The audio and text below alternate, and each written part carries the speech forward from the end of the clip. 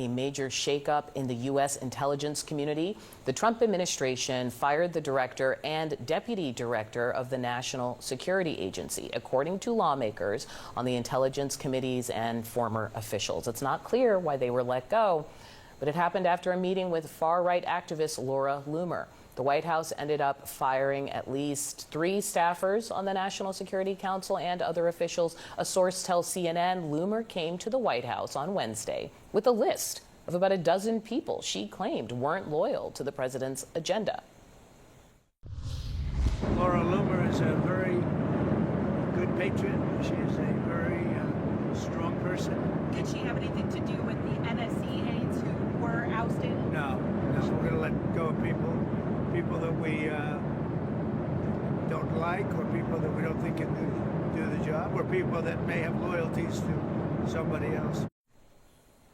President Trump denies that she had a part in the decision. Bringing back the group chat, and Jim Messina, you were like excited about this during the break. Right. You've got some concerns. What are they? This really pisses me off. Okay. This is ridiculous. I've been in the White House Situation Room for these discussions.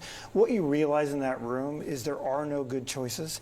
There are choices that get people killed. And what you want around you are the best career, foreign service, and national security people advising you on these decisions. And to say that these people were fired because they weren't loyal to the president, Audie, that's not their job. Their job is to be loyal to the United States of America and give their best advice. And letting Laura Loomer, someone who said that 9/11 was an inside job, letting her decide who those officials are is beyond terrible behavior. And it continues to go to this overarching theme of the Trump administration that we're letting these right-wing fringe people make decisions about our national security, and they shouldn't be anywhere in those rooms. Okay, so Jim, you said a couple things here I want to underscore. You've been in a situation room that you think career officials are actually who you want in that situation, and that loyalty is not the ideal credential.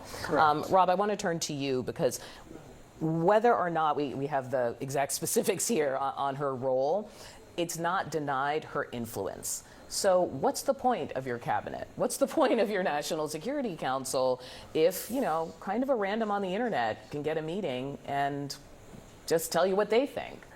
Well, President Trump listens to a lot of different voices. Let's face it, people who are working for his administration and people who are on the outside. And I think that that's probably one of the benefits that allows him to keep in touch with the American people and what the pulse is, Audie. But does that mean he has confidence in the people he's working with? It sounds like not, if he's still doing loyalty tests. One of the things that he learned from his first term, and I agree with Jim on this point, that you do want the best people in the room, but you also don't want people in the room who are actively working against what your agenda is and what you're trying to accomplish. And I think that that's what Sergio Gore and the Presidential Personnel Office is trying to do with the people they hire for this administration. They're on a record pace in terms of bringing in people to serve in this administration, which is a far change from what they did during that first term.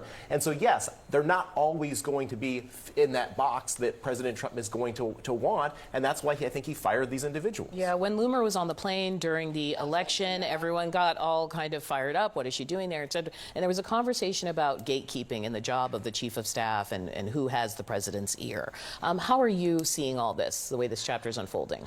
So this chapter reminds me of chapters in the first Trump administration, where you had people getting access to the Oval Office that the more traditional professional staff was concerned about. And it was always, remember, we always used to talk about the adults in the room, and the adults in the room would keep these people at bay or wouldn't allow them in. Well, that's not something that is very Trump one. You're not hearing the open concern in the same way. Yes, you heard it on the campaign trail, that senior staff really trying to keep the kind of fringe figures away. But that doesn't seem to be the strategy this time, and we're seeing the result. I want to get to national security because this is a really important story happening as well. The Trump administration has fired the director and deputy director of the National Security Agency, the United States Powerful Cyber Intelligence Bureau, after meeting with far-right activist Laura Loomer, who claims 9/11 is an inside job, has made violent racist, sexist comments against Kamala Harris, has made anti-immigration and anti-Islam comments, and goes after any Republican who she thinks is not MAGA enough. What do you think is happening here? Why do you think the president fired these two people?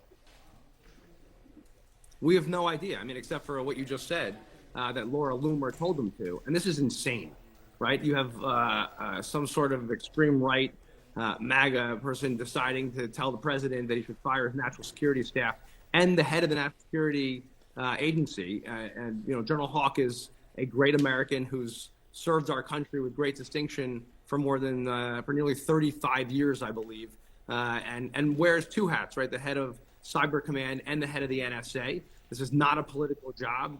He's never been in a political position. This is someone who's helping protect our country from threats around the world, especially now. It's critically important with what we're facing in the Middle East and obviously against our key adversary, China, Iran, Russia, North Korea. You're talking about a moment where you would not want to destabilize the National Security Agency, and this is exactly what the president has done without any explanation to any of us, except to listen to Laura Loomer. And this is just more, again, just pure chaos instead of common sense. And when he calls these a day of liberation on the tariffs, to me that's just a day of chaos and cost increases. And now he does this. So I don't know what the explanation is. We haven't gotten any, but I'll tell you, we've got a lot of questions that we want answers to help protect our country.